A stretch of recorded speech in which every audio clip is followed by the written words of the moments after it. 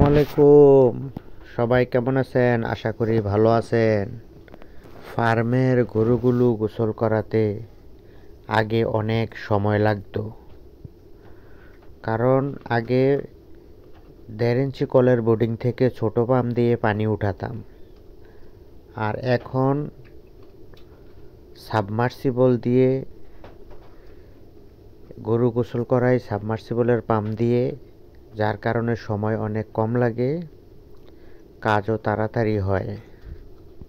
এদিকে ফার্মের সামনের খালি জায়গাটা ভরাট করতেছি, যার কারণে আমি নিজেও কাজ করতেছি, আবার 5-6 জন কাজের লোক নিয়ে রাখছি।